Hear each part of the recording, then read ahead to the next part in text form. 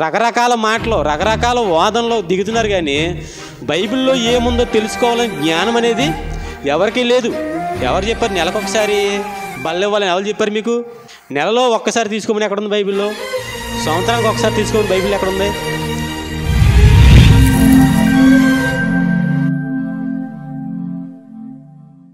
యేసుక్రీస్తు వారు తను అప్పగించబడిన రాత్రి ఒక రొట్టెని ఎత్తుకొని దేవునికి కృతజ్ఞతాస్తుతులు చెల్లించి దానిని విరిచి తన శిష్యులకి అప్పగించాడు.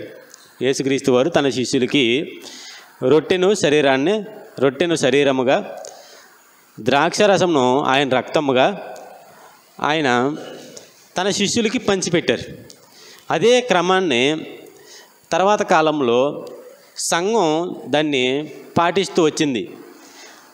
అది నేటి వరకు కూడా, నేటి సంఘాల్లో కూడా యేసుక్రీస్తు వారి యొక్క శరీర రక్తాలకు సాదృశ్యంగా బల్ల, అంటే మనందరూ తెలుసు, మనం ప్రతి ఆదివారం మనం రొట్టె విరుస్తాం. రొట్టె విరిచే కార్యక్రమం అనేది క్రైస్తవ సహవాసంలో మరి మనకు కనబడుతూ ఉంటుంది. ఈ విషయాల్లో మనకి పౌలు గారు దీన్ని జ్ఞాపకం చేస్తూ 11వ అధ్యాయం అంతా ఇంచుమించుగా, అంటే 11వ అధ్యాయంలో 22వ వచనం నుంచి కూడా మాట్లాడతాడు, 23లో వివరంగా మాట్లాడతాడు. నేను మీకు అప్పగించిన దాన్ని ప్రభువులో పొందిదని అని ఆయన మాట్లాడుతూ ఇస్తూ ఉంటాడు. ఇక్కడ 2 విషయాలు చెప్తాను. ఒకటే, యేసుక్రీస్తు వారు ఎవరికి అప్పగించారు? వాస్తవంగా చెప్పాలంటే ప్రభురాత్రి భోజన సంస్కారం జరిగే సమయంలో, అంటే పస్కా భోజన పంక్తిలో ఈ పత్రిక రాస్తున్న పౌలు గారు ఉన్నారా? ఈ పత్రిక రాస్తున్న పౌలు గారు లేరు. బాగా గమనించాలి అందరూ. ఈ పత్రిక రాస్తున్న పౌలు గారు యేసుక్రీస్తు వారు పస్కా బలి తింటున్న సమయంలో తన శిష్యులు ఉన్నారు అందరూ, కానీ పౌలు గారు ఇక్కడ ఉండరు ఆ సందర్భంలో. కానీ పౌలు గారు ఏమంటారంటే, నేను మీకు అప్పగించిన దాన్ని ప్రభువు వలన పొందితే, ఇప్పుడు నేను చేస్తున్న ఈ కార్యక్రమం ప్రభువు వలన నేను తీసుకున్నాను, ప్రభు నాకు ఇచ్చాడు అన్నాడు. అదేంటి? పేతురు గారికి ఇవ్వాలి, యోహాను గారికి ఇవ్వాలి, లేకపోతే మిగిలిన వారికి ఇవ్వాలి. కానీ ఈయన ఎక్కడోడు మధ్యలో వచ్చేటకి సంబంధం లేదు అసలు ఈయనకి. కానీ ఈయన ఇస్తున్నాడు. ఎలా అప్పగించబడిందంటే ప్రభువు వలన. ప్రభు అప్పగించాడు, పరిచర్య ప్రభు అప్పగించాడు. నీకు సంబంధం లేదంటే కుదరదండి. పౌలు గారిని నీకు సంబంధం లేదు, నువ్వు ఇవ్వడానికి ఎవడంటే కుదరదు. అది పౌలు గారికి దేవుడు అప్పగించాడు, అది పరిచర్య. సరే, ఇంకా కిందకి ఇలా మాట్లాడుకుంటూ వెళ్తూ అంటాడు, మనం ఈ రొట్టెని తిని ఈ పాత్రలోని త్రాగునప్పుడల్లా ప్రభువు వచ్చే వరకు ఆయన మరణమును ప్రచురించుదురు, ఆయన మరణాన్ని ప్రకటించాలి. ఒక బాధ్యత ఇది క్రైస్తవ సంఘాలకే. క్రైస్తవ సంఘాల్లో ఎవరైతే రొట్టెను ద్రాక్షరసమును తీసుకుంటారో ప్రతి ఒక్కరికి దేవుడిచ్చిన ఒక బాధ్యత, దేవుడు వారి మీద పెట్టిన ఒక గురుతరమైన బాధ్యత ఏంటంటే, ఈ రొట్టెని తిని ఈ పాత్రలోని త్రాగువాడు ఎప్పుడైనా సరే ప్రభు వచ్చేంత వరకు, లేకపోతే ఈ వ్యక్తి మరణించేంత వరకు కూడా ఆయన మరణమును ప్రకటించాలి. ఎవరి మరణాన్ని? యేసుక్రీస్తు మరణాన్ని ప్రకటించాలి. అదే ఒక మాటలో చెప్పాలంటే, ఎవరైతే యేసుక్రీస్తు వారి యొక్క రొట్టెని తింటున్నారో, యేసుక్రీస్తు వారి యొక్క రక్తానికి సాదృశ్యమైన ద్రాక్షరసం తాగుతున్నారో, వీరంతా కూడా ప్రభు యొక్క సువార్త పని చెయ్యాలి. ఇది బాధ్యత. ఇది పౌలు గారు చెప్తుంది, బైబిల్ చెప్తుంది. మనకి ఇది ఉండదండి చాలామందికి, చాలా సంఘాల్లో. అలాగే మనలో కూడా చాలామంది, అంటే ఉదాహరణకి మనం చేస్తాం, మన సంఘాల్లో అందరూ కూడా చేయరు, కామన్గా చేయరు. అంటే రొట్టెని ఎందుకు తీసుకుంటున్నారో అడిగితే, ద్రాక్షరసం ఎందుకంటే మనల్ని మనం పవిత్రపరచుకోవడానికి అంటారు. మనల్ని మనం పవిత్రపరచుకోవడానికి. వారకాలంలో చేసిన పాపాలన్నీ రొట్టె ద్రాక్షరసం తీసుకుంటే పోతాయనే భ్రమ చాలామందికి ఉంది. నెలలో తీసుకునే రొట్టె బల్ల కొంతమంది నెలలో తీసుకుంటారు, కొంతమంది 2 నెలలకు ఒకసారి తీసుకుంటారండి. నిజమండి, ఇదంతా అబద్ధం కాదు. కొంతమంది వారికి అనుకూలమైనప్పుడు తీసుకుంటారు, కొంతమంది సంవత్సరానికి ఒకసారి తీసుకుంటారు. అంటే ఏంటి విషయం అంటే, చాలామంది ఇలా ఆలోచన చేస్తారో, ఎవరు పడితే వాళ్ళు రొట్టె ఇవ్వడానికే వీల్లేదు. అభిషేకించబడిన వారే ఇవ్వాలి అని ఒక నానుడు ఉంది. అభిషేకించబడిన వారే రొట్టె ఇవ్వాలి అని ఒక నానుడు ఉంది. దానికి అనుగుణంగా ఎవరు రావాలి రొట్టె ఇవ్వడానికంటే? పెద్ద పాస్టర్ గారు రావాలి. ఎవరు రావాలి?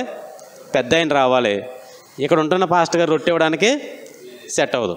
ఇది కొంతమంది నియమించుకునే నియామకాలు. కొంతమందికి దగ్గరే పెద్ద పాస్టర్ గారు ఉంటారో అయినా సరే ఆయన ప్రతి వారం రొట్టె అనేది ఇవ్వడండి. ఏ అంటే వారు ఆ విధానాన్ని నేర్చుకున్నారు అంతే.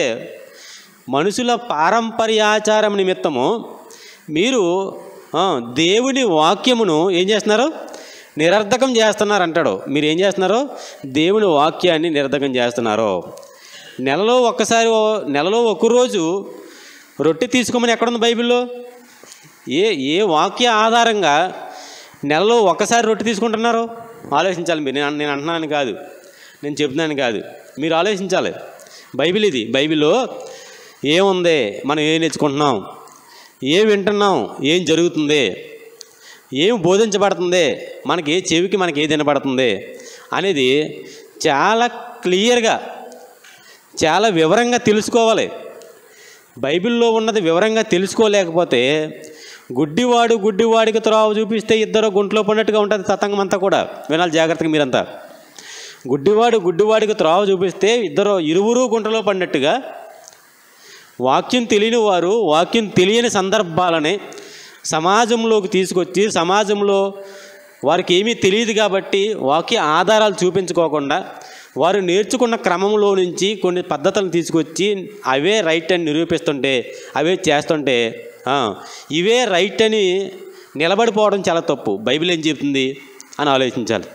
నెలలో ఒక్కసారి తీసుకోమని ఎక్కడుంది బైబిల్లో? సంవత్సరానికి ఒకసారి తీసుకోమని బైబిల్ ఎక్కడుంది? ఎక్కడ ఉందా? లేదు, ఎక్కడ లేదు. బైబిల్ తెలిసిన వారు ఎవరో కూడా ఇలాంటి పనులు చెయ్యరు.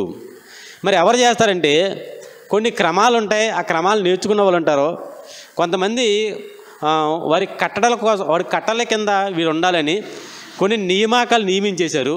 అలాంటి పద్ధతిలో అలాంటి సంఘాల్లో జరుగుతాయి. పెద్ద పాస్టర్ గారు ఎందుకు రావాలి రొట్టె ఇవ్వడానికి అని అంటే, ఇక్కడ ఉన్న ఆయన పాస్టర్ గారు కాదా, ఈయన సేవకుడు కాదా, ఈయనకి వాక్యం రాదా, ఈయన ప్రార్థన రాదా, ఈయన దేవుడు నిలబెట్టుకోలేదా, ఆయనే ఎందుకు రావాలి, ఆయనే ఎందుకు ఇవ్వాలి, మిగతా వారికి ఇచ్చే అర్హత ఎందుకు లేదు? మనకు చాలా సందర్భాలు చూస్తాం. బాప్తిస్మాలు ఇచ్చేటప్పుడు కూడా అందరూ ఎవరైనా బాప్తిస్మాలో అందరూ ఎవరో, దానికి కూడా కొంతమంది ప్రత్యేకించబడిన వారే ఇవ్వాలి అని ఒక రూల్స్ పెట్టుకున్నారు చాలామంది. బైబిల్ తెలియక చేసే పనులు, బైబిల్లో ఉన్న సందర్భాలు అర్థం కాక చేసే పనులు.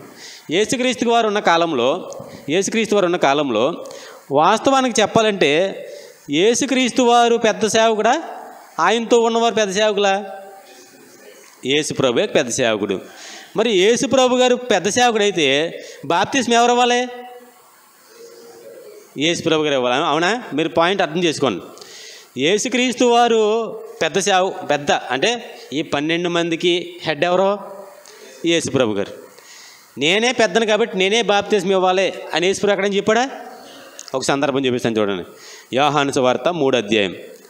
యోహాను సువార్త 3వ అధ్యాయము 22, 23 చూద్దాం, తర్వాత ముందుకెళ్దాం. అటు తర్వాత చాలా జాగ్రత్తగా వినాలండి. వాక్యం చాలా జాగ్రత్తగా వినాలి, మనసులో భద్రపరచుకోవాలి.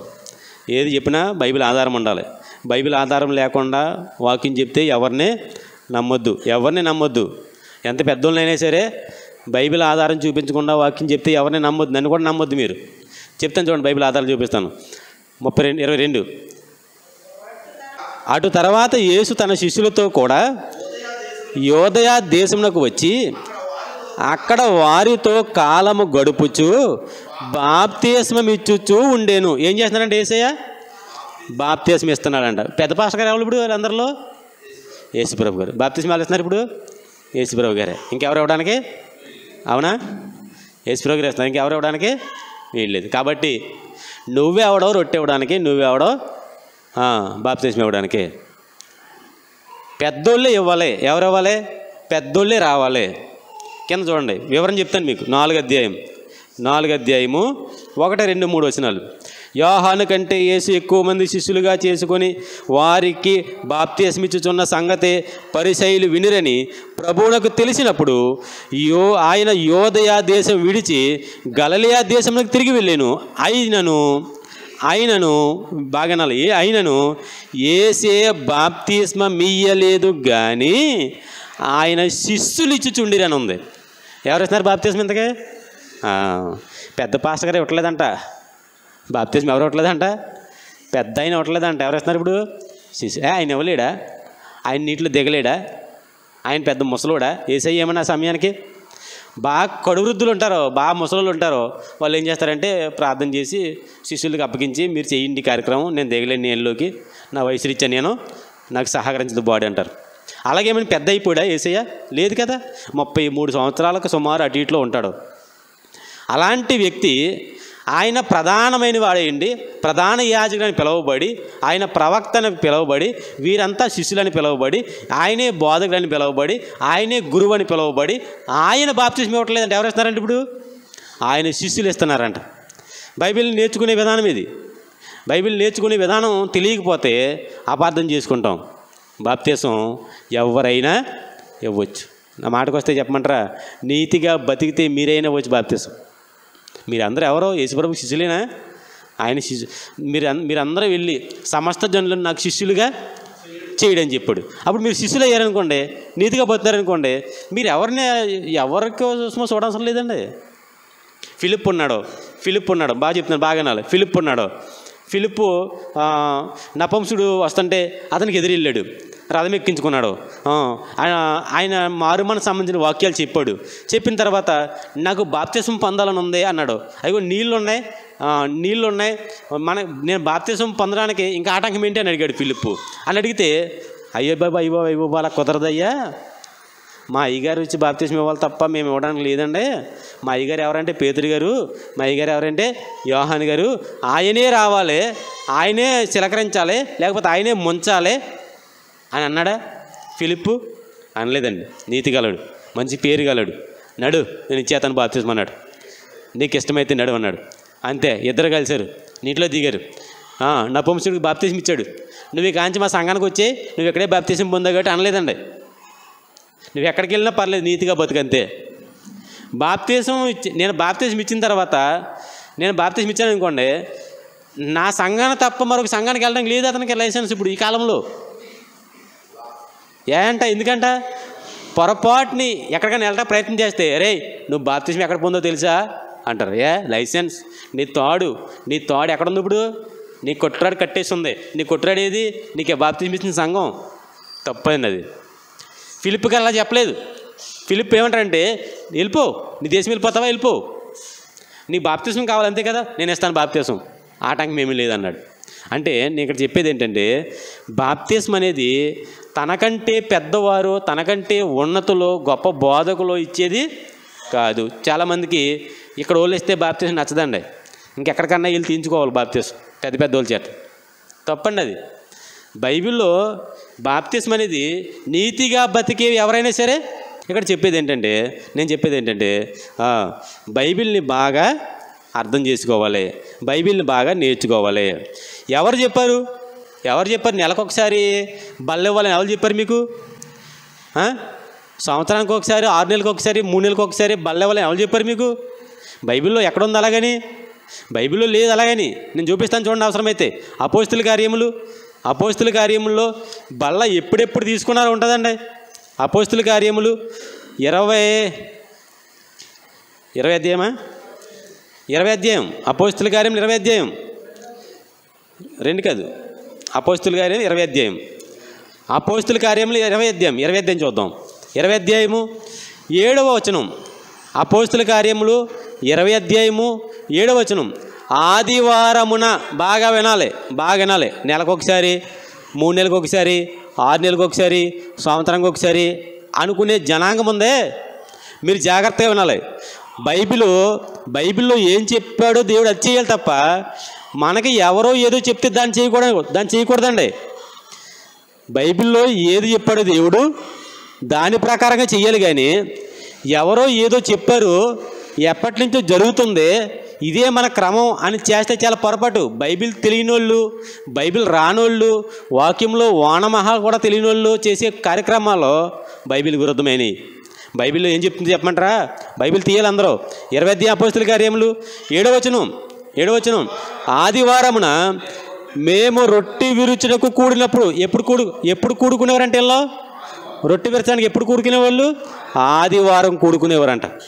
అంటే ఆదివారం రొట్టె విరవాలి. మనం సమాజంగా కూడుకున్న ప్రతిసారి రొట్టె విరవాలి. బైబిల్లో అంతకంటే ముందుకెళ్తే ప్రతిరోజు ఇంటింటా రొట్టె విరిచేవారు. అంటే ఒక మాట ఏంటంటే రొట్టె ఎప్పుడు విరవాలి అని అంటే సమాజంగా అందరూ ఎప్పుడు కూడుకున్నా రొట్టె విరవచ్చు. కానీ మన మంగళవారం సంఘమంతా రాదు, శుక్రవారం సంఘమంతా రాదు, శనివారం సంఘమంతా రాదు కదండి, బుధవారం సంఘమంతా రాదు. మరి ఎప్పుడు వస్తుంది సంఘమంతా? ఆదివారం వస్తుంది. ఆదివారం సంఘమంతా సమకూడినప్పుడు నీ కళ్ళబొల్లి మాటలో, నీ గారడీ మాటలో కాదు చెప్పాల్సిన సంఘానికే, యేసుక్రీస్తుని జ్ఞాపకం చెయ్యాలి. యేసుక్రీస్తుని ఎలా జ్ఞాపకం చేయాలంటే యేసుక్రీస్తుని వాక్య భాగాల ద్వారా జ్ఞాపకం చేయడమే కాదు. యేసుక్రీస్తు చెప్పారు, ఇగో నన్ను జ్ఞాపకము చేసుకొనుటకై దీనిని చేయుడని చెప్పాడే, అది చెయ్యాలి. అది ఏంటి? రొట్టె విరచడం. ఎప్పుడు జరగాలి? ప్రతి ఆదివారమున జరగాలి. బైబిల్ చెప్పే నిజాలు ఇవన్నీ కూడా. సమాజంలో చాలామందికి వాక్యంలో ఏముందన్న సంగతి తెలియదండి. సమాజంలో బైబిల్ తెలియని వాళ్ళు చాలామంది ఉన్నారు. రకరకాల మాటలు, రకరకాల వాదనలో దిగుతున్నారు. కానీ బైబిల్లో ఏముందో తెలుసుకోవాలని జ్ఞానం అనేది ఎవరికీ లేదు.